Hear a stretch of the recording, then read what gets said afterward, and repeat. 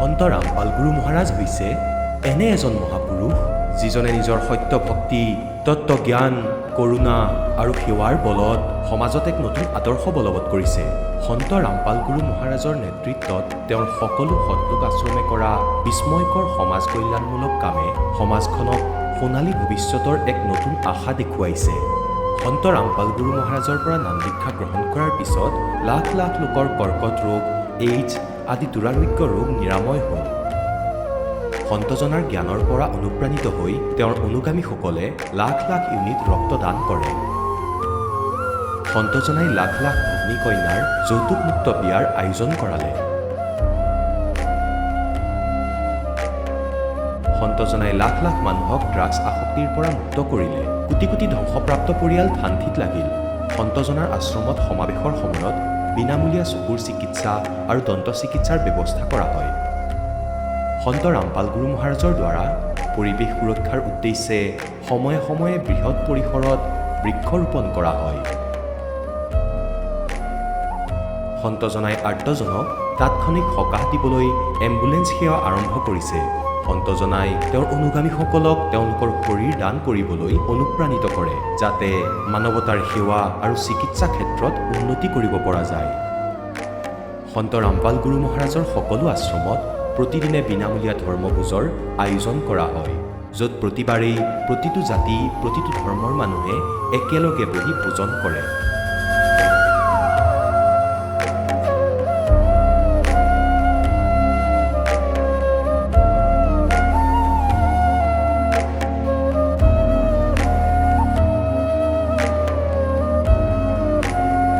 সন্ত ৰামপাল গুৰু মহাৰাজৰ অন্নপূৰ্ণা অভিযানে দৰিদ্ৰ আৰু অসহায় লোকসকলৰ জীৱনত এক নতুন শক্তি আৰু আশাৰ সঞ্চাৰ কৰিছে।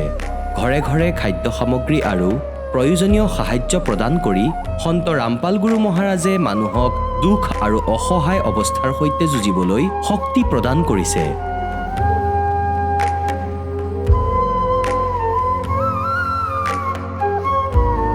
দৰিদ্ৰ লোকসকলৰ বাবে ঘৰ নিৰ্মাণ কৰা সন্ত ৰামপাল গুৰু মহাৰাজৰ অসাধাৰণ কাৰ্যই এনে এক নিদৰ্শন দাঙি ধৰিছে, যি যুগ যুগ ধৰি সন্তজনাৰ উদাৰতা আৰু দয়াৰ প্ৰতীক হিচাপে জনাজাত হৈ ৰ'ব।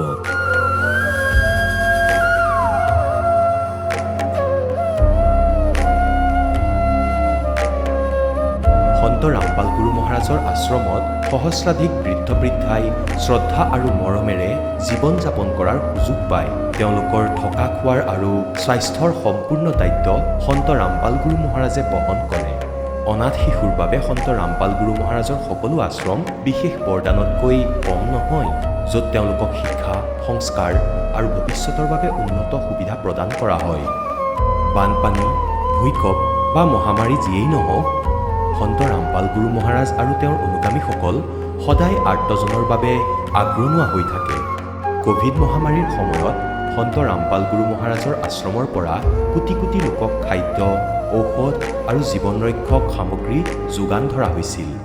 দুখীয়াক সকাহ কৰাই হওক বা যিকোনো শোষিত বা নিপীড়িত শ্ৰেণীৰ অধিকাৰ আৰু মৰ্যাদাৰ বাবে যুঁজ দিয়াই হওক, সন্ত ৰামপাল গুৰু মহাৰাজে সদায় তেওঁলোকৰ সকলো ন্যায্য দাবী চৰকাৰৰ ওচৰলৈ লৈ গৈছে আৰু তেওঁলোকক উপযুক্ত ন্যায় প্ৰদানৰ ক্ষেত্ৰত গুৰুত্বপূৰ্ণ ভূমিকা পালন কৰি আহিছে। সমাজত আধ্যাত্মিক আৰু সামাজিক মূল্যবোধৰ প্ৰতি সজাগতা অনাৰ প্ৰতিটো পদক্ষেপতে সন্ত ৰামপাল গুৰু মহাৰাজ মানৱতাৰ প্ৰকৃত সেৱক হিচাপে প্ৰমাণিত হৈছে। সন্ত ৰামপাল গুৰু মহাৰাজৰ জীৱনে আমাক শিকাইছে যে প্ৰকৃত সেৱা সেইটোহে যিটো নিস্বাৰ্থভাৱে কৰা হয়। আহক আমিও এই মহান সন্তজনৰ এই মহান সেৱাৰ কামত যোগ দিওঁ আৰু সন্ত ৰামপাল গুৰু মহাৰাজৰ পৰা নাম দীক্ষা লৈ আমাৰ জীৱন ধন্য কৰি তোলোঁ।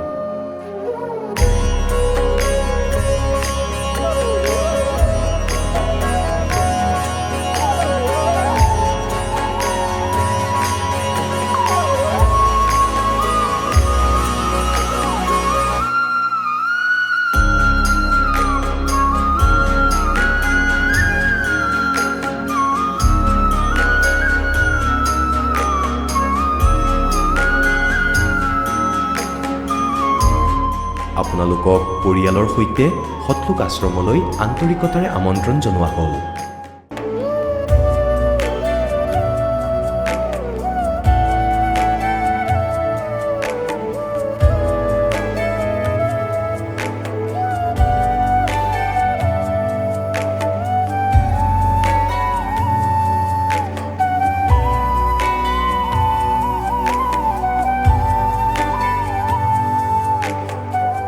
গীতা অধ্যায় 18 62 নম্বৰ শ্লোকত ভগৱানে নিজেই কৈছে যে অৰ্জুন সেই পৰমেশ্বৰৰ শৰণত যোৱা, যাৰ কৃপাত পৰম শান্তি আৰু চিৰন্তন স্থান অৰ্থাৎ সত্যলোক প্ৰাপ্ত হ'ব। সেইজন পৰমেশ্বৰ কোন, ক'ত থাকে, কেনেকুৱা? এই কথা জানিবলৈ অনুগ্ৰহ কৰি অৱশ্যেই শুনক জগতগুৰু তত্ত্বদৰ্শী সন্ত ৰামপাল গুৰু মহাৰাজৰ অমৃত বচন, সকলো পবিত্ৰ ধৰ্মৰ পবিত্ৰ শাস্ত্ৰৰ আধাৰত। সৎ চাহেব দৰ্শকসকল, আজি আমি আপোনালোকক শুনাম অসমৰ কোকৰাঝাৰ জিলাৰ এগৰাকী গৃহিণী মহন্তী নন্দৰ জীৱনৰ এক বাস্তৱিক কাহিনী। তেওঁ দীৰ্ঘদিন ধৰি কবিৰ পন্থাৰ সৈতে জড়িত হৈ ভক্তি সাধনা কৰিছিল যদিও জীৱনত প্ৰকৃত শান্তি আৰু কোনো লাভ পোৱা নাছিল। এদিন পিতৃৰ পৰামৰ্শ অনুসৰি তেওঁ সন্ত ৰামপাল গুৰু মহাৰাজৰ আধ্যাত্মিক জ্ঞানৰ বিষয়ে জানিবলৈ পায় আৰু পবিত্ৰ জ্ঞান গংগা পুথিখন অধ্যয়ন কৰে। পুথিখন পঢ়িয়েই তেওঁ শাস্ত্ৰসন্মত প্ৰকৃত ভক্তিৰ পথ বিচাৰি পায় আৰু সন্ত ৰামপাল গুৰু মহাৰাজৰ পৰা নাম দীক্ষা গ্ৰহণ কৰে। দীক্ষা লোৱাৰ পাছতেই তেওঁৰ জীৱনলৈ আহে অভাৱনীয় পৰিৱৰ্তন। তেওঁৰ শাৰীৰিক সমস্যা দূৰ হ'ল, আৰ্থিক অৱস্থা উন্নত হ'ল আৰু তেওঁৰ স্বামীয়েও এক ভয়াৱহ দুৰ্ঘটনাৰ পৰা ৰক্ষা পায়।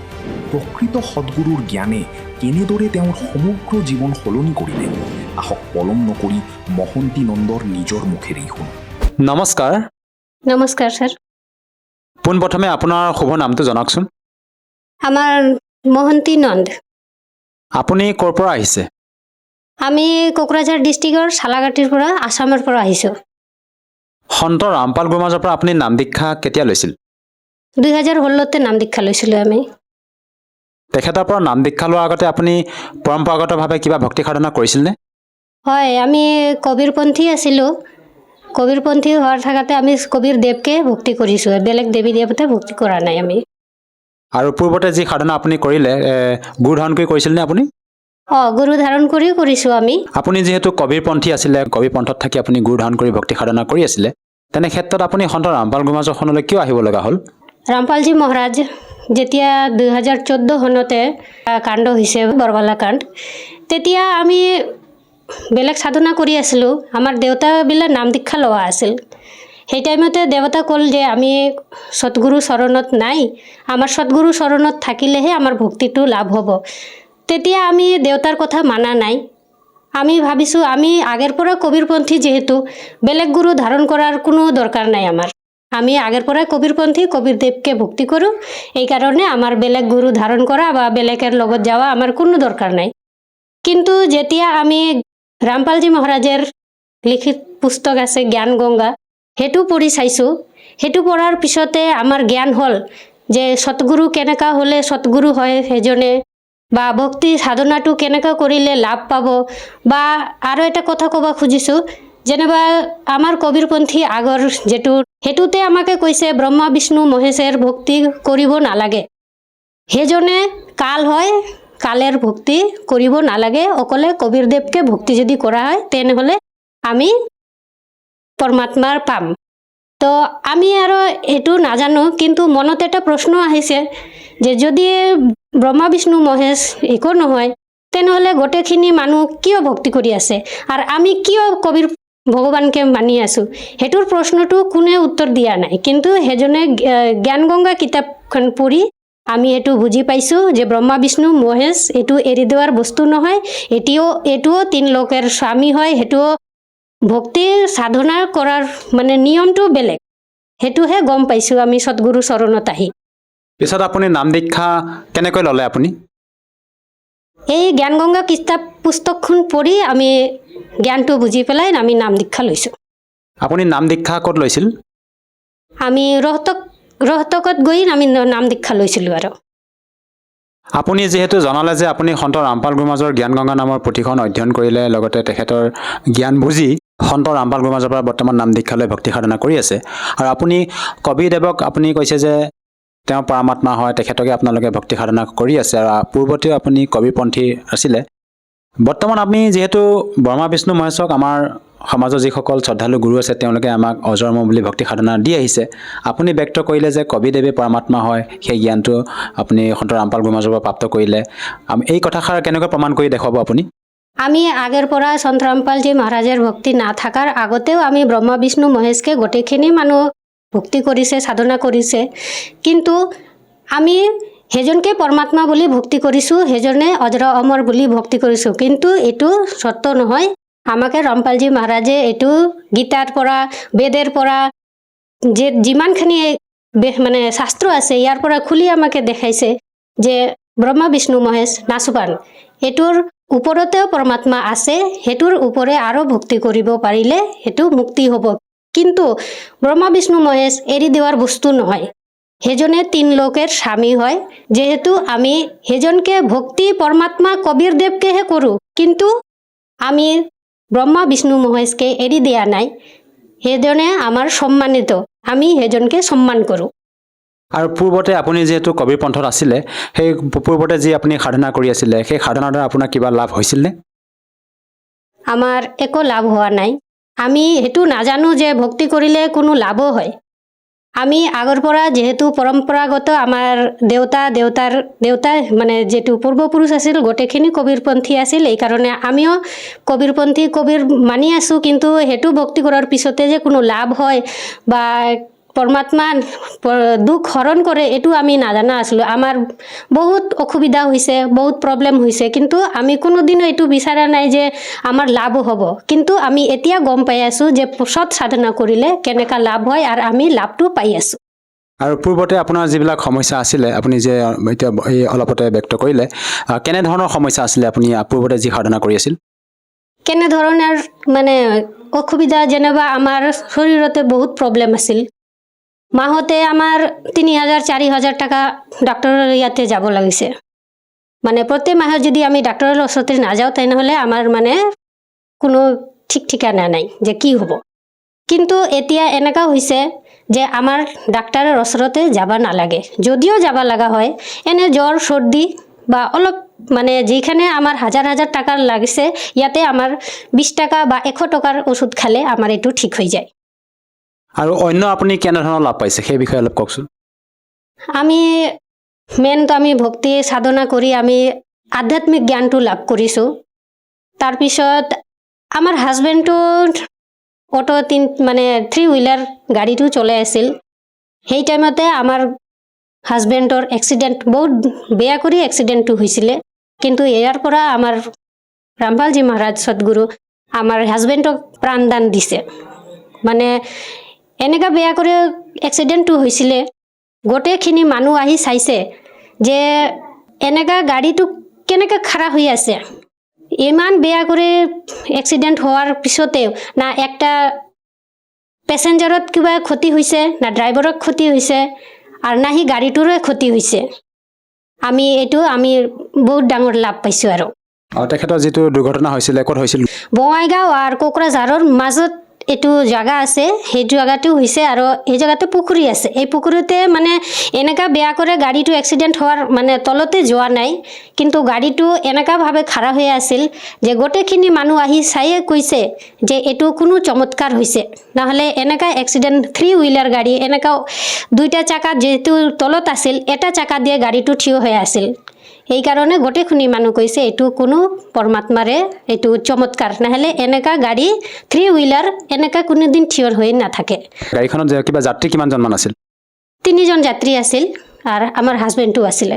আৰু যাত্ৰীসকলৰ কোনো ক্ষয় ক্ষতি হোৱা নাছিল? নাই, কোনো যাত্ৰীসকলৰ কোনো ক্ষয় ক্ষতি হোৱা নাই, প্লাছ আমাৰ হাজবেণ্ডৰ কোনো হোৱা নাই। আৰু ইমান চমৎকাৰ আমাৰ গাড়ীটো এক জেগাতে কোনো মানুহে ক'ব নোৱাৰে যে এইটো এক্সিডেণ্ট হৈছে বুলি। সঁচাকৈ আচৰিত কথা। আধুনিকতা এই যুগত আপুনি এজন সন্তৰ পৰা নাম দীক্ষা লোৱাৰ পিছতে আপোনাৰ মানুহজনৰ যি গাড়ী দুৰ্ঘটনা হৈছিলে তাৰ পৰা মানে ৰক্ষা পাইছে, মানে জীৱন দান পালে তেখেতে। আৰু কেনেকুৱা সম্ভৱ যে এজন সন্তৰ পৰা নাম দীক্ষা লৈ আপোনালোকে এনেধৰণৰ লাভ পাইছে? সেইটো সত সাধনাৰ প্ৰভাৱৰ কাৰণে এইটো হৈ আছে। আৰু মেইন সতগুৰু চৰণত আহি আমি পৰমাত্মাৰ ভক্তি কৰি আছোঁ, এইকাৰণে আমি গোটেইখিনি লাভটো পাই আছোঁ। আৰু এটা লাভটো ক'ব খুজি আছোঁ আমি যে আমাৰ আৰ্থিক অৱস্থাটো এনেকুৱা ভাল নহয়, কিন্তু পৰমাত্মাৰ কৃপা দি কোনো জাগাতে আমি বাধাতে পৰা নাই যিমানখান আমাৰ লাগে যেটো পৰিবাৰ চলাৰ কাৰণে ব্যৱস্থা এগুলো গোটেইখিনি আমাৰ হৈ আছে মানুহবিলাক সুধি থাকে যে আপোনাৰ হাজবেণ্ডটো ইমান ভাল কাম নকৰে তথাপি আপুনি আপোনাৰ ডাঙৰ ছোৱালীটোক ইংলিছ মিডিয়াম স্কুলত পঢ়াইছে কেনেকৈ পঢ়ি আছে বা আপোনাৰ কোনো অসুবিধা নহয় নেকি আমি এটা মানুহ এনেকৈ সুধিছে আপোনাৰ কি লটাৰী লাগিছে নেকি এনেকৈ সুধিছে কিন্তু আসলে এটো লটাৰীৰ নহয় এটো পৰমাত্মাৰ আশীৰ্বাদৰ কাৰণে এটো হৈ আছে আৰু যে কোনো মানুহ যদি সৎ সাধনা কৰে সৎগুৰু চৰণত আহি হেজনে এনেকাই লাভ পাব আমাৰ নিচিনা আৰু আপুনি অসমৰ নিবাসী সেই হিচাপে আপুনি হয়তো আমাৰ অসমৰ বিভিন্ন শ্ৰদ্ধালুৰ কাষলৈ গৈ ভক্তি সাধনা কৰিব পাৰিলে হয় আপুনি সন্ত ৰামপাল গুৰুমাজকে যে গুৰু হিচাপে ধাৰণ কৰিলে এই ক্ষেত্ৰত আপুনি কি ক'ব বিচাৰে আমি হেতু ক'ব বিচাৰিছো যে সৎগুৰু এক টাইমৰ মাজতে এটাই সৎগুৰু থাকে আৰু সৎগুৰুৰ পৰিচয়টো আমি জ্ঞান গংগা কিতাপখন পঢ়ি সৎগুৰুৰ পৰিচয় কেনেকা হয় এটো গম পাইছোঁ আৰু আমি সৎগুৰুৰ শৰণত আহিছোঁ এতিয়া বৰ্তমান কলিযুগ বিজলী পিঢ়িৰ সময়তে रामपाल महाराजे सतगुरु रूपते आहिसे आर कबीर साहेब कैसे अक्षर पुरुष एक पेड़ है निरंजन बाकी डार तीनों देवा शाखा है भाई पात रूप संसार एटुर जदि गीतार मध्य गीतार 15 अध्यायर 1 नम्बर श्लोकते आसे एटु विभ्रांत जदि एटुर विभ्रांतटु जेटु गटिखिनि ভাল কৰি বুজাই দিব পাৰে হেজনে সতগুৰু হয় কবিৰ পৰমাত্মা সতগুৰু আছিলে আৰু এতিয়া ৰামপালজী মহাৰাজ হেতু বিভিন্ন পাৰ্টগুলি বিস্তাৰিতভাৱে বুলি বুজাইছে আমি এই কাৰণে সতগুৰু চৰণত আহি আমি ভক্তি কৰি আছো গীতাৰ অনুসাৰে আৰু আপোনালোকৰ গুৰু সন্ত ৰামপাল গুৰুমাজৰ সমাজখনত কেনে ধৰণৰ অৱদান আগবঢ়াইছে সেই সম্পৰ্কে অলপ জনাওকচোন আমাক ৰামপালজী মহাৰাজে আমাৰ সমাজত কুৰীতি বিলাক দূৰ কৰিছে যেনেবা মানুহবিলাক আজিকালি ল'ৰা ছোৱালীবিলাক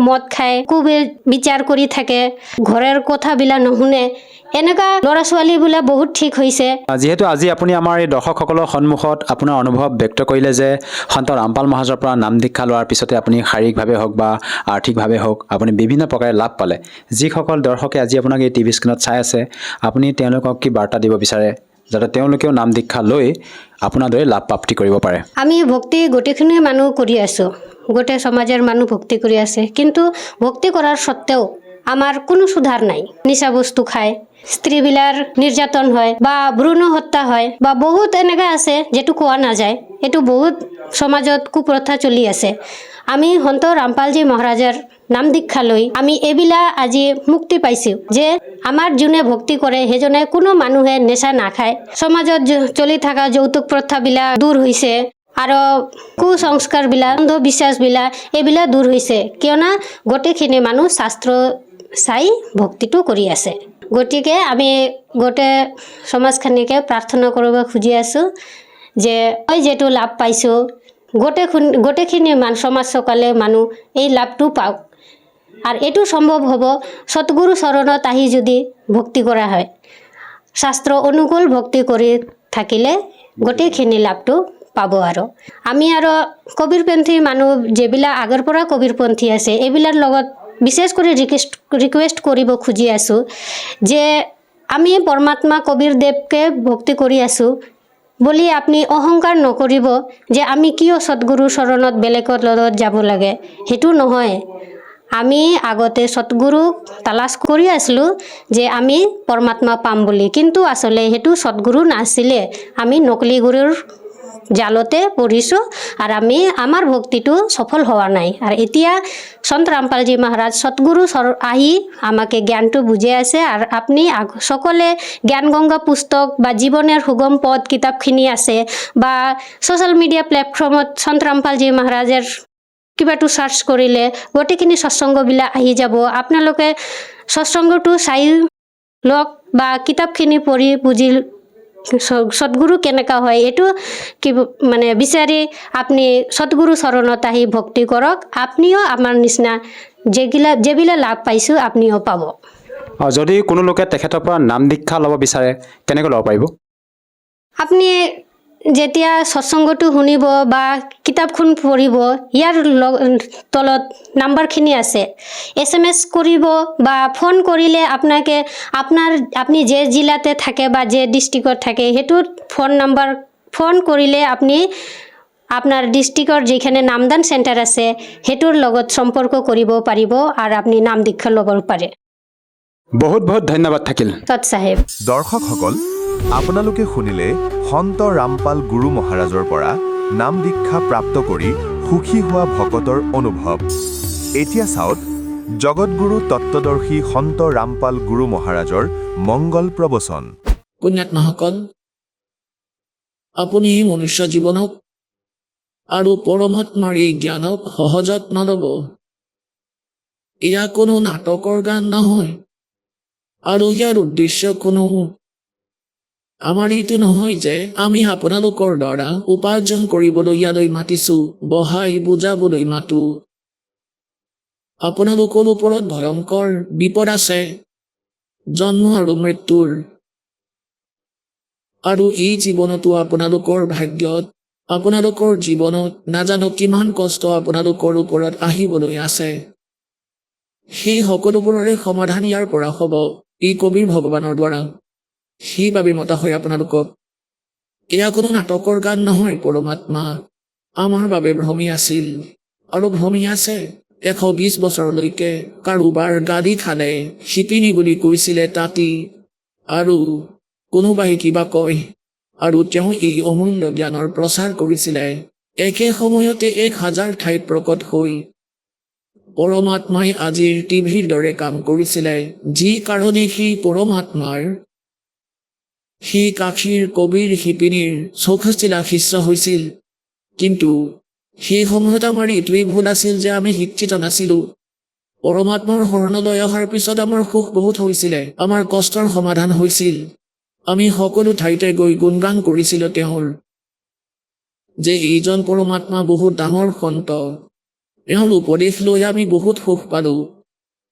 এনেকুৱা দয়ালু তেওঁ, কাৰণ তেওঁ নিজৰ সন্তানসকলৰ দুখ চাব নোৱাৰে। তেওঁ কিবা নহয় কিবা কাৰণ উলিয়াই তাতে প্ৰকট হৈ গৈছিলে।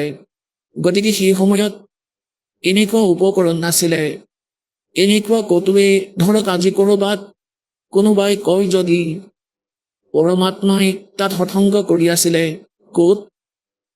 চুৰু জিলাত 1000খন গাঁৱত 1000খন জিলাত প্ৰকট হৈ সেই সময়তে যদি ফোন কৰি কৈ দিয়ে যে ইয়াতো সৎসংগ হৈ আছে, তাতো সৎসংগ হৈ আছে, গুৰুদেৱ তাতো ইয়াতো, এতিয়া এজন যাদুকৰ বুলি ক'ব ধৰিব। আজিৰ যুগৰ মানুহে যাদুকৰ বুলি ক'ব ধৰিব, মনাটো দূৰৰ কথা। সেইবাবে পৰমাত্মাই টেলিভিছন বনালে। যদি এঠাইত মোৰ দাসে মোৰ মহিমা গায়, তেতিয়া সেই জ্ঞানী বহু ঠাইৰ মানুহে শুনিব পাৰিব, টিভিৰ মাধ্যমেৰে সকলোৱে গম পাব। গতিকে সেই সময়ত পৰমাত্মা আহিছিলে, আমাৰ বাবে ভ্ৰমি আছিল। আমি দুখত আছিলো, সুখী কৰিলে। প্ৰথম মন্ত্ৰ দি ইমান ধনী বনালে যে আজিলৈকে আপোনালোকে মনুষ্য জীৱন প্ৰাপ্ত কৰি আহিছে। চন 1398 পৰা আজিলৈকে। আৰু মনুষ্যই জীৱন 2 প্ৰকাৰে প্ৰাপ্ত কৰে। এটাটো টাৰ্ণৱাইজ হয়, যি 84 লাখটা জুনিৰ দুখ ভোগ কৰি এটা মনুষ্য জীৱনটো পায়। আৰু দ্বিতীয়টো প্ৰকাৰে এনেকৈ হয় যে আগৰ জনমৰ বহুত শুভ সংস্কাৰৰ বাবে একেলগে 10, 20, 50 জনমো হৈ যায়। যদি সেই মনুষ্য জীৱনত কোনো সন্ত বা সৎগুৰু নাপায়, তেতিয়া সেই প্ৰাণী 84 লাখ জুনিৰ সেই কষ্টত সোমাই পৰে, চক্ৰত পৰি যায়। গতিকে 600 বছৰ আগতে পৰমাত্মাই আপোনালোকক দয়া কৰিছে। আপোনালোক সি আত্মাই চাওক কোন ক'ৰ পৰা আহিছে। হাৰিয়ানা আমাৰ আটাইতকৈ ওচৰত আছে, ইয়াতেই থাকো, কিন্তু ইয়াৰ মানুহ কিমান আহিছে, আৰু বাহিৰৰ পৰা পৰমাত্মাৰ কিমান সন্তান আহিছে। গতিকে য'ত য'ত সি পুণ্যাত্মা সেই 64 লাখ চন 1398 পৰা চন 1518লৈকে পৰমাত্মাৰ সম্পৰ্কলৈ আহিলে, তেওঁলোকে আশীৰ্বাদ প্ৰাপ্ত কৰিলে। গতিকে তেওঁ বেটেৰী চাৰ্জ কৰি দিলে।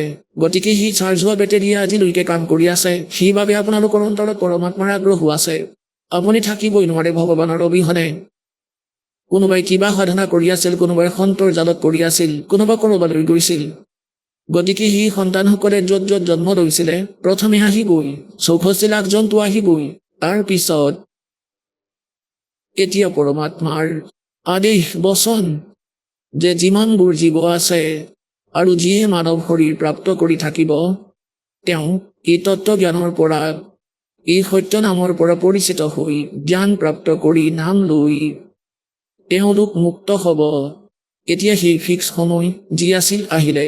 এতিয়া যি প্ৰসংগ চলি আছে যে আপোনালোক সকলোৱে বিদ্যাৰ্থী, আৰু বিদ্যাৰ্থীও দুটা স্তৰৰ থাকে। যাৰ অলপ বুদ্ধি আছে, কম সময়তে টিচাৰৰ কথা বুজে আৰু বহুত ভালদৰে নিজৰ কাৰ্য আৰম্ভ কৰি দিয়ে। আৰু কিছুমান বিদ্যাৰ্থী এনেকুৱা থাকে যাৰ অলপ বেছি কষ্টৰ প্ৰয়োজন হয়। গতিকে এই প্ৰকাৰে যিসকলে 84 লাখ জুনিৰ পৰা ওলাই আহিছে, তেওঁলোকেও বাৰে বাৰে সৎসংগ শুনিলে নিশ্চয় তেওঁলোকৰ অন্তৰতো ভক্তিৰ বীজ প্ৰৱেশ হ'ব, তেওঁলোকেও আৰম্ভ কৰিব। গতিকে পুণ্যাত্মাসকল, যি বিদ্যাৰ্থীয়ে নিজৰ বিদ্যাকালত শিক্ষা লাভৰ সময়ত নিজৰ প্ৰতিদিনৰ যি ক্লাছ ৱৰ্ক থাকে বা যি হোমৱৰ্ক থাকে সেইবোৰ নকৰে, তেন্তে সি আগলৈ গৈ ফেইল হৈ যাব। আৰু ফেইল হোৱাৰ পিছত যেতিয়া আগলৈ গৈ নিজৰ জীৱনত যিবোৰ সমস্যা আহিব, সেয়া সহিব নোৱাৰিব। ই দাস জুনিয়ৰ ইঞ্জিনিয়াৰৰ পোষ্টত হাৰিয়ানা চৰকাৰৰ অধীনত কাৰ্যৰত আছিল। তাত আমাৰ কাম চলি আছিলে নলাৰ, আৰু লগতে ৰাস্তাও বনাই থকা হৈছিল। সেই ৰাস্তাত কিছুমান বনুৱাই কাম কৰি আছিলে। তেতিয়া সিহঁতৰ এক্সিডেণ্ট আহি গ'ল নিজৰ জীপত বহি ইনস্পেকশ্যন কৰিবলৈ। তেওঁ গুচি যোৱাৰ পিছত এজন ব্যক্তি তাত থিয় হৈ কৈ আছিলে, তেওঁ বনুৱা আছিল। তেওঁ কৈছিল, এই যিজন এক্সিডেণ্ট, তেওঁৰ নাম অমুক, তেওঁ অমুক গাঁৱৰ বাসিন্দা আৰু এওঁ মোৰ সহপাঠী আছিল। আমি ইমান দিনলৈকে একেলগে পঢ়িছিলোঁ। মোৰ কপাল বেয়া হ'ল, কপাল ফুটিলে। মই আগলৈ নপঢ়ি অযথা কাম কৰিলোঁ, আৰু এওঁ শিক্ষা প্ৰাপ্ত কৰি আজি এক্সিডেণ্ট হ'ল। গাড়ীৰে অহা যোৱা কৰে, কিন্তু আজি মোৰ সন্তান বালিত শুই আছে। ইয়াত পৰমাত্মাই কয়, आज 6 दिन पीछे गए गुरु से किया ना हित, अब पछतावा क्या करे, ये चिड़िया चुगी खेत। গতিকে পুণ্যাত্মাসকল, যিয়ে এই মনুষ্য জীৱন প্ৰাপ্ত কৰি যদি ভক্তি নকৰে, বেয়াৰ পৰা নাবাচে, তেন্তে এনেকৈ পস্তাব।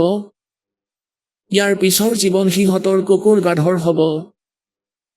আপোনালোকে দেখিছে চাগে, ওচৰ পাজৰৰ কুকুৰবোৰে ওপৰৰ ফালে মুখ কৰি কান্দে। আত্মাটোৱে কি, যিয়ে অহংকাৰ কৰি আছিল, ভগৱানৰ ভক্তি নকৰি মায়া গোটোৱাত লাগি আছিল, মহলৰ বাহিৰত থিয় হৈ গলিৰ কাষত পৰি কান্দি আছে। তাৰোপৰি বৰষুণ পৰে, কুঁৱলী পৰে, শীতল বতাহ বলি থাকে, আৰু সিহঁতে একগোট হৈ কোনো গাড়ীৰ তলত লুকাই টাইম পাছ কৰি আছে। যেতিয়া মনুষ্য জীৱন আছিলে, তেতিয়া সিহঁতে সপোনতো ভবা নাছিলে যে এনেকুৱা বিপদো আহিব পাৰে। গতিকে পুণ্যাত্মাসকল, পৰমাত্মাই কয়, আৰু পৰমাত্মাৰ সৈতে পৰিচিত যিসকল সন্ত, তেওঁলোকে আমাক শিক্ষা দিয়ে। मानुष जन्म दुर्लभ है, ये मिले न बारंबार, तरवर से पत्ता टूट गिरे वो बहोर न लगता डारे, वो पृथ्वी पति चकवे गए जिनके चक्र चलनते, रावण सरीखे कौन गण ऐसे गए अनंते। পৰমাত্মাৰ ভক্তি যিসকলে নকৰিলে, নিজৰ সংস্কাৰৰ সহায়ত লাগিলে সমগ্ৰ পৃথিৱীৰে শাসক হ'ল, অন্তত সি কি লাভ কৰিলে? 84 লাখ জুনিত কোনো কুকুৰ গাধ গাহৰিৰ জুনিত নিজৰ কষ্টকে ভোগ কৰি আছে। राम नाम रटते रहो, राम नाम रटते रहो, जब तक घट में प्राण, कभू तो दीन दयाल के बनक पड़ेगी कान।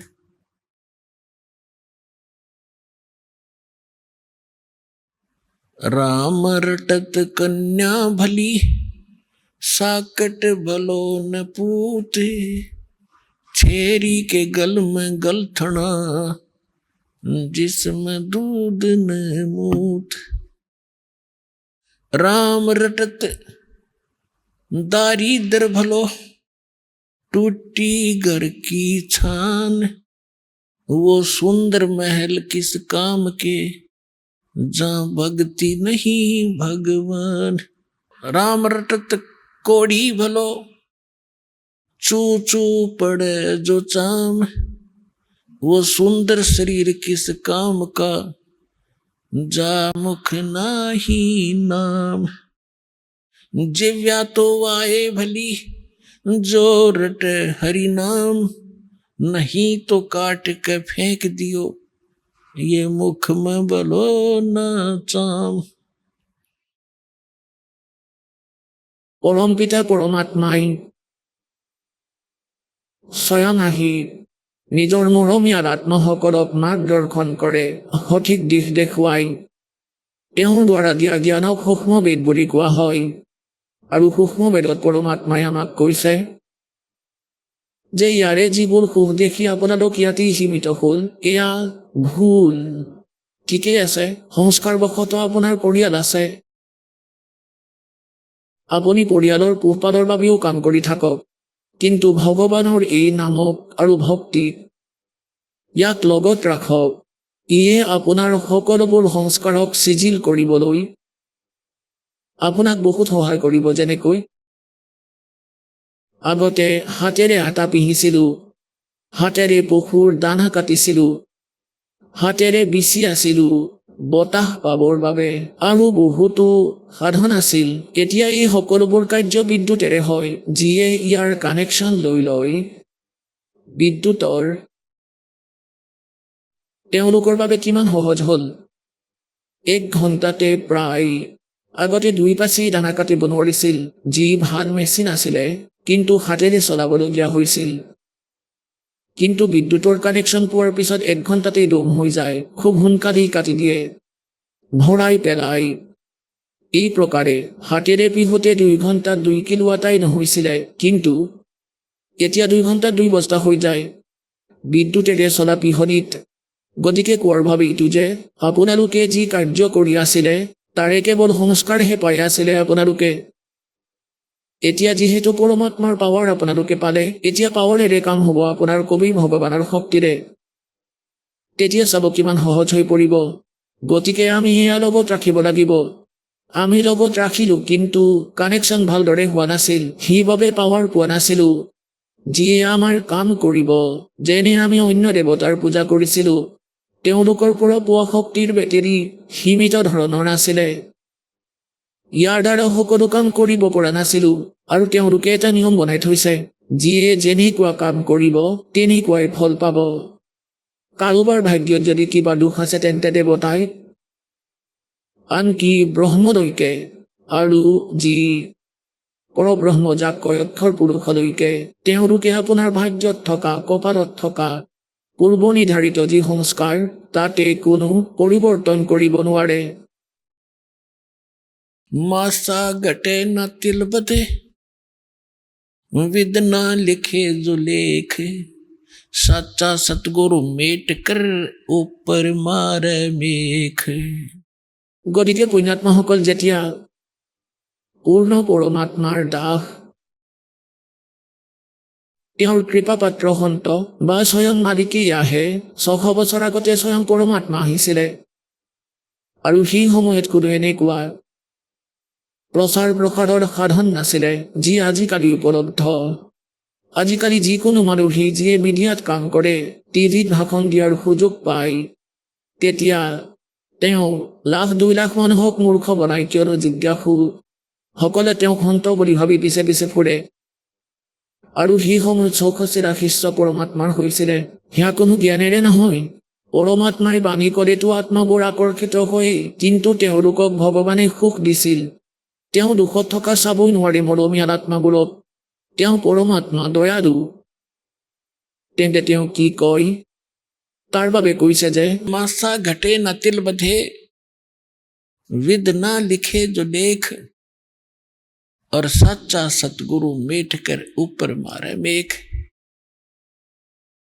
এতিয়া সত্য সদগুৰুৰ কথা এনেকৈ কৈছে গৰীব দাসদেৱে, যেনে গুৰু, এনেই গুৰুটো হয় পৰ্যাপ্ত। গুৰুৰ অৰ্থ হ'ল মাৰ্গদৰ্শক, কিন্তু বহুত নকৰি গুৰু হ'ল, সেইবাবে সদগুৰু বুলি ক'লে। এতিয়া কলিযুগতো সদগুৰু বহুত ওলাল, যেনেকৈ ৰাধাস্বামী ধন্দন সদগুৰু। এওঁলোকে নিজকে সদগুৰু বুলি কয়, কিন্তু ককো নাজানে ABCD আধ্যাত্মিক মাৰ্গৰ। সেইবাবে সত্য সদগুৰু বুলি কৰে। কালে বেমেজালি কৰিবলৈ বাকী এৰা নাই। আধ্যাত্মিক জ্ঞানক কবিৰ চাহেবে কয়, नौमन सूत उड़ जिया ये ऋषि रहे जखमार और सतगुरु ऐसा सुलझा दे उड़ जाना दूजी बार। গতিকে এনেকৈ ঠিক কৰিলে পুণ্যাত্মাসকল এই কলিযুগত আধ্যাত্মিক জ্ঞানত খেলি মেলি নহয়। মৰা ফালিয়ে নমৰা কিয়, ভক্তি কৰা বা নকৰা সেইটো বেলেগ কথা। এতিয়া কি কয়, कि मासा घटे ना तिल बधे যিকোনো সাধনাৰ পৰা আপোনাৰ কপালত ভাগ্যত যি লিখা আছে, যি সংস্কাৰ, আপোনাৰ যি কষ্ট হ'বলগীয়া আছে, মৃত্যু হ'ব আছে, সেয়া সলনি নহয়। কিন্তু পূৰ্ণ সন্তই সি কবিৰ পৰমেশ্বৰৰ প্ৰকৃত প্ৰতিনিধিয়ে তাক শেষ কৰি মচি দি তাৰ মুখনি মাৰি দিব চিৰদিনৰ বাবে, আকৌ গজিব নোৱাৰে। মেঘ মাৰাৰ অৰ্থ এয়া। পুণ্যাত্মাসকল, আপোনালোক আধ্যাত্মিক মাৰ্গত একেবাৰে শিশু। যেতিয়া আপোনালোকে এই জ্ঞানৰ পৰা পৰিপূৰ্ণ হ'ব, সেই সময়ত আপোনাৰ যিয়ে আপুনি ঘৰ, গাড়ী, বেংক বেলেঞ্চ আৰু ইয়াৰ যি সম্পত্তি একত্ৰিত কৰাত যি সময় ব্যৰ্থ কৰি আছে,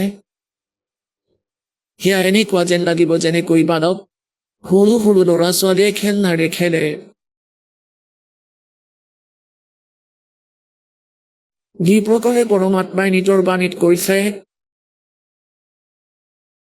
होले सुहागण सुरता त्यारे मालिक घर जाना है हेतु तो। होले सुहागण सुरता त्यारे मालिक घर जाना है। नाले धोले ओढ़ पैर लेकर 16 सिंगारे नाले धोले ओढ़ पैर लेकर 16 सिंगारे। आज नहीं तय तड़के परसों आवेंगे तेरे लड़ियारे मालिक घर जाना है हेतु तो। होले सुहागण सुरता त्यारे मालिक घर जाना है। तेरे साथ किए कितनी जाली तू क्यों लारी वारे। तेरे साथ की कितनी जाली तू क्यों लारी वारे। ये गुड़िया खेलत जन्म गंवाया लाया है नहीं बेचारे मालिक घर जाना है हेतु तो।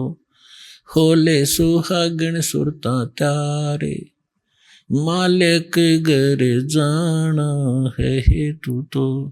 होले सुहागण सुरता त्यारे।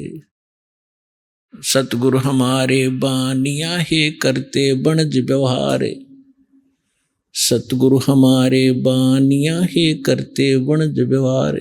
बिन डांडी बिन पालड़े है तोले दिया संसारे मालिक घर जाना है हेतु तो। होले सुहागण सुरता त्यारे मालिक घर जाना है। এতিয়া পৰমাত্মাই আত্মাক জবাই আছে যে বিবাহিত আত্মা সেইবোৰ হয় যাৰ বিয়া হয়, সম্পৰ্ক স্থাপন হয়, যাৰ আঙুঠি পিন্ধোৱা হয়, বিয়া ঠিক হয়, আৰু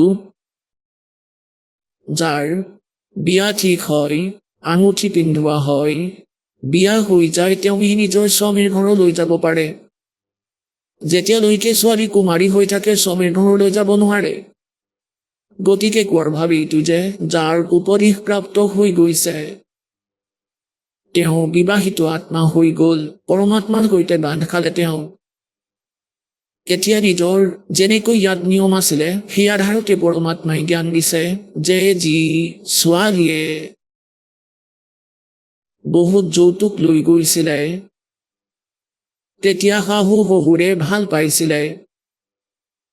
ইয়াৰে নিয়ম ভুল, কিন্তু তাৰ আধাৰতে জ্ঞান বুজাবলৈ পৰমাত্মাই কৈছিলে। গতিকে এই প্ৰকাৰে পৰমাত্মাই কয়, नाले धोले ओढ़ पैर लेकर 16 सिंगार। আৰু কইনাক ভালদৰে শৃংগাৰ কৰাই পঠাইছিলে। সকলো প্ৰকাৰে তাইক আভূষণ পিন্ধাইছিলে যাতে তাইক দেখিবলৈ ধুনীয়া হয়। গতিকে পৰমাত্মাই কয়, আত্মাৰ যি গহনা আভূষণ সেয়া এয়া নহয় যি ইয়াত গঢ়া হয়। শীতলতা, সন্তোষ, বিবেক, ক্ষমা, দয়া, স্মৰণ, ভক্তি, দান, সাধুতা, সেৱা, বিনম্ৰতা, এই সকলোবোৰ গহনা এটা আত্মাৰ। কোৱা হয় এই সকলোবোৰ আভূষণ গ্ৰহণ কৰি আৰু আজি নহয় কালিতো মৃত্যু হ'বই, তুমি যাবই লাগিব। तेरे साथ की कितनी जाली। যিসকল মহাপুৰুষৰ মুক্তি হ'ল, যিয়ে যি স্তৰৰ সাধনা কৰিলে সেয়াই পালে, কিয়নো কবিৰ পৰমাত্মাৰ জ্ঞানৰ সৈতেতো সেই সময়ত কোনো পৰিচিত নাছিলে। যে কোন কোন মুক্ত হ'ল, না বিশ্বাস কৰিছিলে যে সঁচাকৈ এওঁলোক মুক্ত হ'ল। আমি কাক মুক্ত বুলি মানিছিলো? ধ্ৰুৱ, প্ৰহ্লাদ, মীৰাবাই ইত্যাদি। গতিকে তেওঁলোকৰ উদাহৰণ দি কোৱা হৈছিলে যে তোমাৰ লগত কিমান গ'ল ধ্ৰুৱ, প্ৰহ্লাদ, মীৰাবাই আদি এই মহাপুৰুষ। और तुम क्यों लारी वार और गुडिया खेलत जन्म गंवाया। ओए होए तने लाया नहीं बेचार। এতিয়া পুণ্যাত্মসকল যেতিয়ালৈকে এই তত্ত্বজ্ঞানৰ সৈতে আপুনি পৰিচিত নহয়, তেতিয়ালৈকে আপোনালোকক ইয়াৰ ঘৰ, ইয়াৰে বেংক বেলেঞ্চ, ভাল গাড়ী, গাঁৱত প্ৰভুতা আৰু বহুত আদৰ সন্মান হওক, সেয়া বহুত ভাল লাগে। যেতিয়া আপোনাৰ এই জ্ঞান হ'ব, সেই সময়ত আপুনি দেখিব আপোনাৰ আত্মা ইয়াৰ সৈতে একেবাৰে ওলোটা হ'ব। এয়া ভালেই নলগা হ'ব আপোনাৰ। কেনেকৈ নালাগিব? যেনেকৈ আজিকালি ল'ৰা ছোৱালীয়েতো এই খেল নেখেলে, চিধাই স্কুললৈ যায়, 3-4 বছৰ হোৱাৰ পিছত স্কুললৈ পঠিয়াই দিয়ে। আগতে পুৰণি সময়ত কি হৈছিল যে সৰু সৰু ল'ৰা ছোৱালীয়ে বহুত খেলিছিলে। সৰু ছোৱালীয়ে আমি বিশেষকৈ দেখিছিলোঁ, যি ডাঙৰ ছোৱালীৰ বিয়া হৈছিলে সিহঁতৰ বাবে ঘৰত দৰ্জী মাতি সিহঁতৰ বাবে কাপোৰ চিলোৱা হৈছিলে। আৰু সেই কাপোৰৰ পৰাই বাচি যোৱা 2-3 ইঞ্চিৰ যি কাপোৰ আছিলে, কাপোৰৰ টুকুৰা, সেইবোৰ সৰু ছোৱালীবোৰে লৈ গৈছিলে আৰু সিহঁতে নকল কৰিছিলে। কি নকল কৰিছিল? যে যেনেকৈ আগতে কি কৰিছিলে আমি দেখিছোঁ, আমাৰ বিশেষকৈ এটা নিয়ম আছিলে যে যেতিয়া ছোৱালীয়ে নিজৰ শহুৰৰ ঘৰলৈ গৈছিল, তাৰে আগতে আলোচনা কৰা হৈছিল যৌতুকৰ। সেই সময়ত কোৱা হয় 30 জোৰ কাপোৰ, চুট, তিল বুলি কয় সম্পৰ্কীয়সকলৰ বাবে। মানে শহুৰৰ ঘৰৰ কোনোবা শাহু, ননদ, কোনো পেহী, খুৰী, খুৰা, পেহা, কেনেকুৱা আৰু বহুত আছে। আৰু 20 জোৰ ছোৱালীজনীৰ সেই কাপোৰ বেলেগ বেলেগকৈ ৰখা হয়। তেতিয়া সেই অকণমানি ছোৱালীজনীয়ে কি কৰিছিল, সেই সৰু সৰু টুকুৰাবোৰক একত্ৰিত কৰি এনেকৈয়ে বেলেগ বেলেগকৈ থৈছিলে যে এই 30 শহুৰৰ ঘৰৰ মানুহৰ বাবে আৰু এই 30 জোৰ তাই দুটা পুতলা বনাই দৰা কইনাৰ বিয়া পাতি দিয়ে। সেইবোৰৰ সৈতে খেলিছিলে। আৰু সেই তাই যে থৈছিলে সৰু সৰু ইমান কাপোৰ, তাই চুট বুলি ভাবি থৈ দিছিলে। তাৰ পৰা যদি কোনোবা ভনীয়েক বা দাদাকে উলিয়াই লয় 1-2খন কাপোৰ, সেই টুকুৰা, তাই ইমান বেয়াকৈ কান্দে যে হাই মোৰ তিল লৈ গ'ল, মোৰ চুট লৈ গ'ল। যদি তাই সোধে ক'ৰ পৰা লৈ গ'ল, কয় 40 জোৰ আছিল, আজি 2খন নোহোৱা হ'ল। সেই টুকুৰা। আৰু যেতিয়া সেই ছোৱালীজনী ডাঙৰ হয়, তাইৰ বিয়া হয়, তেতিয়া তাই গম পায়, গাভৰু হয়, তেতিয়া তাই অৰিজিনেল চুটৰ কথা গম পায়, অৰিজিনেল দৰা কইনাৰ কথা গম পায়।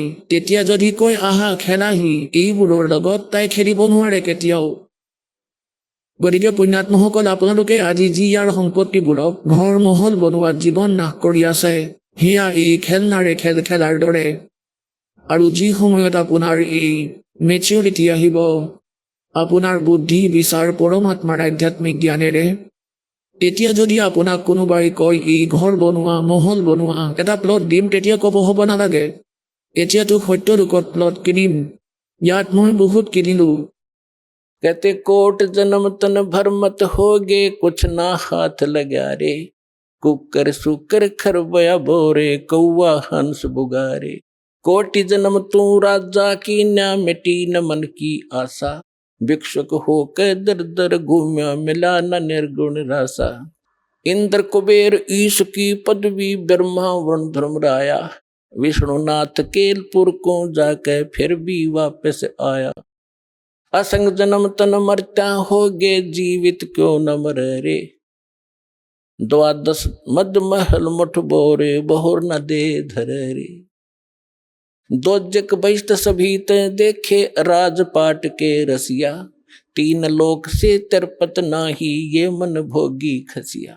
सतगुरु मिले तो इच्छा मिटे, पद मिल पदे समाना, चल हंसा उस लोक पुठाऊं, जो आदि अमर अस्थाना।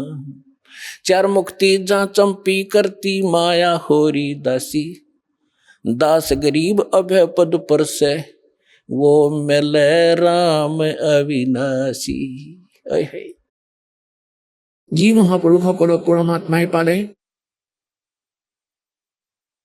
আৰু স্বয়ং পৰমাত্মাই আহি আমাক যি যথাৰ্থ জ্ঞান কৰে, সেয়া আমালৈ নাহিলেই, যি কাৰণে আমি ভক্তি কৰিও ফল পোৱা নাই আৰু শ শ কষ্টও ভুগি থাকিলোঁ, সাধনাও কৰি থাকিলোঁ, কিয়নো আমি সাধনা সেই অসমৰ্থবান ভগৱানৰ কৰি আছিলোঁ, যিয়ে আমাৰ ভাগ্যক পৰিৱৰ্তন কৰিব নোৱাৰিছিল। तुम कौन राम का जपते जापम, तात कटे ना तीनों तापम।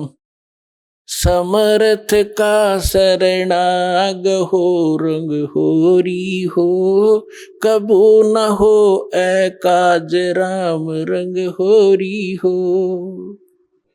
समर्थ का शरणाग हो, মানে সেই সমৰ্থবানজনৰ শৰণ লৈ আহা, তেতিয়া তোমালোকৰ ঘৰত সদায় সুখ হৈ থাকিব। या होरी बनी रहेगी। और कभू ना हो आकाज राम, रंग होरी हो। কেতিয়াও অকাজ নহয়, আপোনাৰ ঘৰত কোনো দুৰ্ঘটনা হ'ব নোৱাৰে। চাওক, কৰ্মৰ সংস্কাৰে আপোনাৰ ওপৰত প্ৰেছাৰ নিশ্চয় দিব। আপোনালোকে ভক্তসকলৰ অভিজ্ঞতা শুনিছে, কেনেকুৱা কেনেকুৱা অত্যাচাৰ কৰিব বিচাৰিছিলে সংস্কাৰে, কিন্তু পৰমাত্মাই সেই সকলোবোৰ 2 ছেকেণ্ডতেই নোহোৱা কৰি দিলে। গতিকে যেতিয়ালৈ আপুনি পৰমাত্মাৰ মৰ্যাদাত থাকিব, কবিৰ ভগৱানৰ আপোনাক সম্পূৰ্ণ সহযোগিতা দিব। যদি আপুনি মৰ্যাদা ভাঙি দিয়ে, আপুনি কোনো পৰমাত্মাৰ নিয়ম ভাঙি দিয়ে, তেতিয়া সেই সময়ত কালে হয়তো সুযোগ পাব পাৰে। আৰু অন্য ভকতে এনেকৈ ভাবি থাকিব যে তেওঁ দীক্ষিত আছিলে, ইয়াৰ লগত এনেকুৱা ঘটনা কিয় ঘটিলে। গতিকে পুণ্যাত্মাসকল, ইয়াৰ লগে লগে আপোনালোকে বহুত সাৱধানো হ'ব লাগিব যে চাওক, কিছুমান ভকত এনেকুৱা হয়, দীক্ষা লৈ থৈছে, মৰ্যাদাও ভাঙিছে, তথাপিও সুখী যেন লাগে সিহঁতক। এতিয়া তেওঁৰ ভাগ্যত এনেকুৱা বেয়া কৰ্ম নাই যিয়ে বিপদত পেলাব তেওঁক। আৰু এজন এনেকুৱা ভকত আছে, দীক্ষাও লৈছে আৰু নামো ভাঙিছে, খণ্ড হৈছে। আনফালে সংস্কাৰ ইমান দুৰ্বল হ'ল, তেওঁৰ মৃত্যু হ'বলগীয়া আছিল। তেওঁৰ মৃত্যু হ'ল আৰু দীক্ষিতও আছিলে, কিন্তু দীক্ষা নাছিল, কাৰণ নাম খণ্ডিত হ'ল। পাৱাৰে কাম তেতিয়ালৈকে কৰি থাকিব, আপোনাৰ ঘৰত যেতিয়ালৈকে কানেকশ্যন লাগি থাকিব। যিদিনা কানেকশ্যন কাটি যায়, যিকোনো কাৰণতে কাটি যায়, তেন্তে পাৱাৰৰ কাম হৈ থকা নাই আপোনাৰ ঘৰত।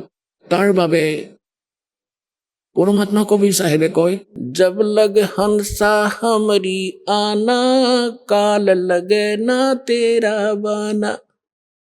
যে যেতিয়ালৈকে এই মৰমীয়াৰ আত্মা মোৰ মৰ্যাদাত থাকিব, কালে তোমাক ক্ষতি কৰিব নোৱাৰে। আহক আমি এতিয়া সেই শ্ৰদ্ধালুসকলৰ অনুভৱবোৰ জানো, যিসকলে জগতগুৰু তত্ত্বদৰ্শী সন্ত ৰামপাল গুৰু মহাৰাজৰ পৰা দীক্ষাপ্ৰাপ্ত কৰিছে তথা তেওঁ কোৱা ভক্তিমাৰ্গ এওঁলোকে অৱলম্বন কৰি আছে। নমস্কাৰ দৰ্শকসকল, বছৰ বছৰ ধৰি পূজা পাঠ, ব্ৰত উপবাস, জপ তপ, হোম যজ্ঞ আৰু তীৰ্থযাত্ৰা কৰাৰ পিছতো যদি জীৱনৰ দুখ কষ্ট কমাৰ সলনি বাঢ়ি যায় তেন্তে মানুহে ক'ত যাব? দৰ্শকসকল, বিহাৰৰ নিবাসী প্ৰীতি দাসীৰো জীৱনো ঠিক তেনেকুৱাই আছিল। বহু ধৰণৰ সাধনা কৰাৰ পিছতো তেওঁ নাপালে প্ৰকৃত শান্তি। কিন্তু যেতিয়া তেওঁ সন্ত ৰামপাল গুৰু মহাৰাজৰ পৰা নাম দীক্ষা গ্ৰহণ কৰিলে তেতিয়াৰ পৰা তেওঁৰ জীৱনত আহিল আশ্চৰ্যজনক পৰিৱৰ্তন।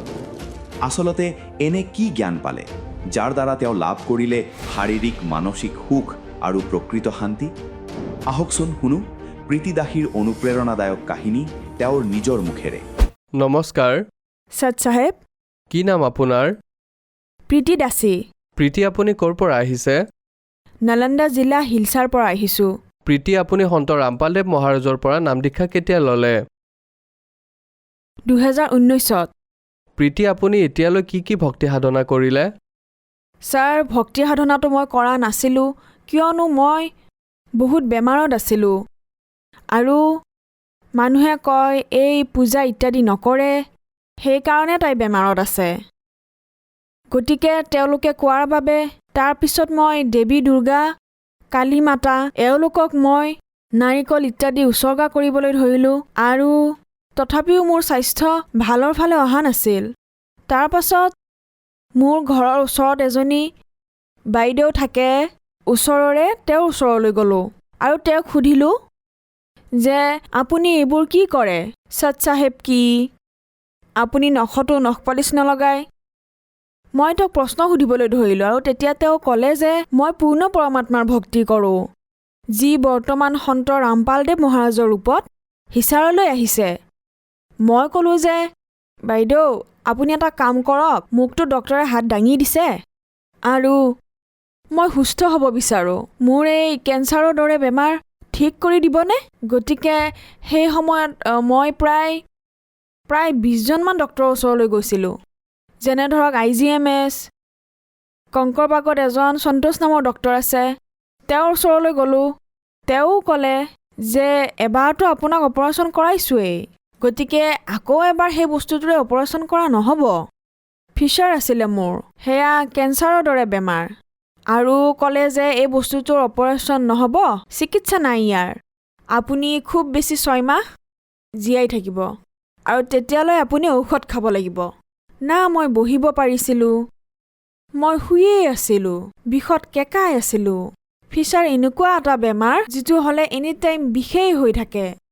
মোৰ বহুত বিষ হৈছিলে। সেই সময়ত মই একোৱে বুজি পোৱা নাছিলোঁ যে মই কি কৰোঁ। বিষতে মই সচেতন অৱস্থাত নাছিলোঁ বিষৰ কাৰণে। গতিকে যেতিয়া মই সেই বাইদেউগৰাকীৰ লগত কথা পাতিলোঁ, বাইদেৱে ক'লে যে তুমি পূৰ্ণ পৰমাত্মাৰ ভক্তি কৰা, তুমি পূৰ্ণ পৰমাত্মাৰ ভক্তি কৰা, তেওঁ কেঞ্চাৰ কি, কেঞ্চাৰতকৈ ডাঙৰ বেমাৰ ঠিক কৰিব পাৰে, তুমি তেওঁৰ শৰণলৈ যোৱা। তেতিয়া ক'লোঁ যে আপুনি মোক লৈ ব'লক, মই ক'লৈ যাব লাগিব? তেতিয়া তেওঁ ক'লে যে নামদান চেণ্টাৰ এটা আছে পাটনাত, যাতে ডুমৰি। ক'লোঁ যে মোক তালৈ লৈ ব'লক আৰু পৰমাত্মাৰ পৰা নাম উপদেশ দিয়ক। তেতিয়া তেওঁ মোক জ্ঞান গংগা কিতাপখন দিলে।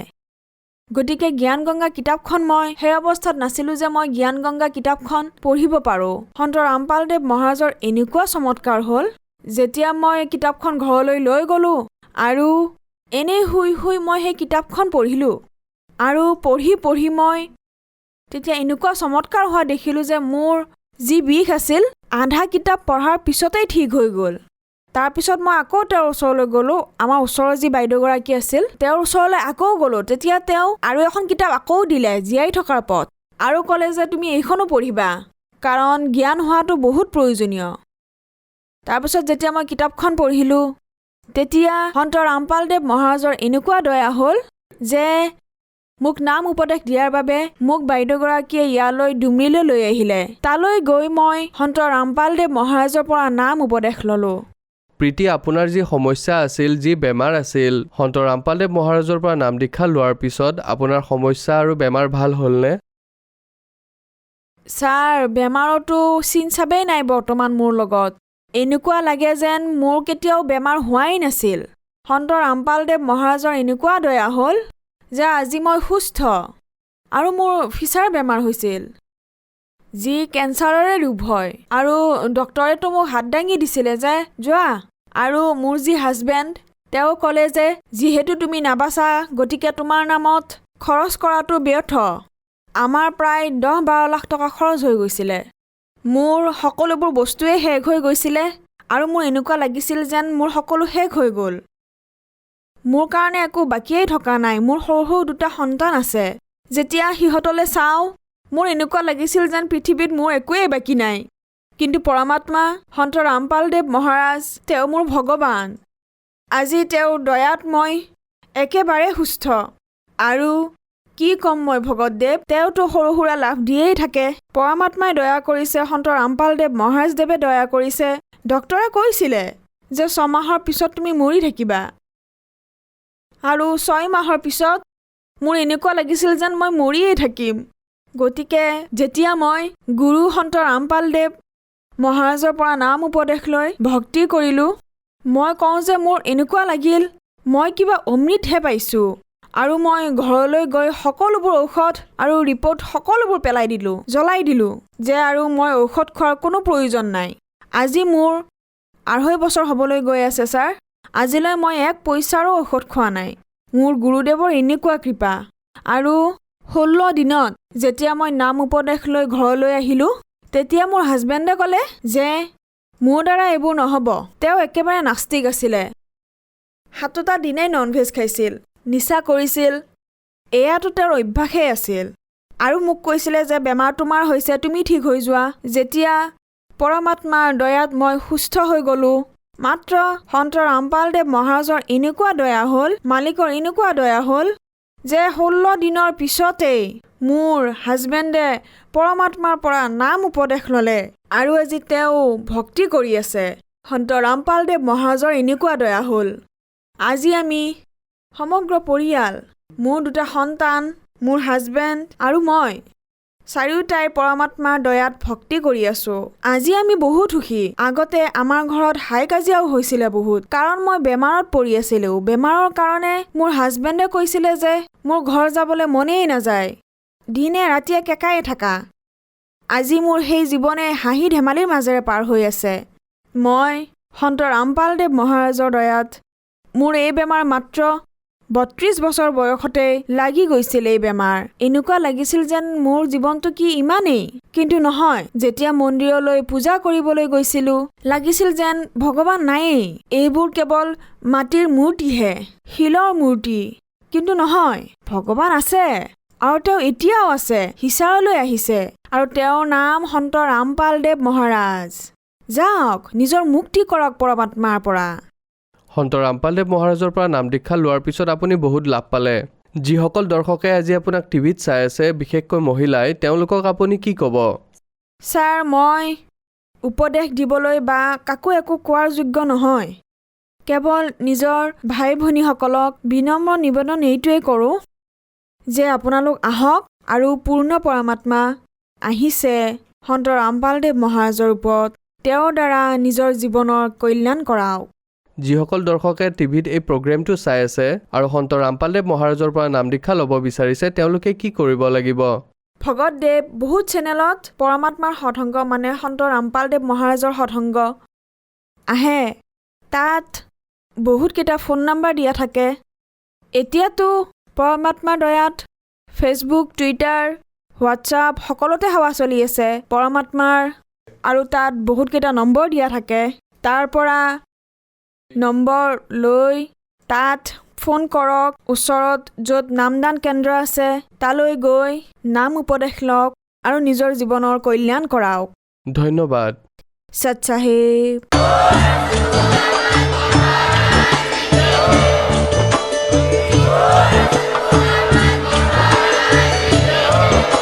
আপুনি শুনি আছিলে জগতগুৰু তত্ত্বদৰ্শী সন্ত ৰামপাল গুৰু মহাৰাজৰ মংগল প্ৰবচন। অধিক জানিবৰ বাবে ভিজিট কৰক www.jagatgururampalji.org। সন্ত ৰামপাল গুৰু মহাৰাজৰ শুভ আশীৰ্বাদত সমগ্ৰ বিশ্বতে 500তকৈ অধিক নাম দীক্ষা কেন্দ্ৰ আছে, য'ত সন্ত ৰামপাল গুৰু মহাৰাজৰ দ্বাৰা বিনামূলীয়াকৈ নাম দীক্ষা দি থকা হৈছে। আপোনাৰ ওচৰৰ নাম দীক্ষা কেন্দ্ৰৰ ঠিকনা জানিবলৈ সম্পৰ্ক কৰক 7082208528।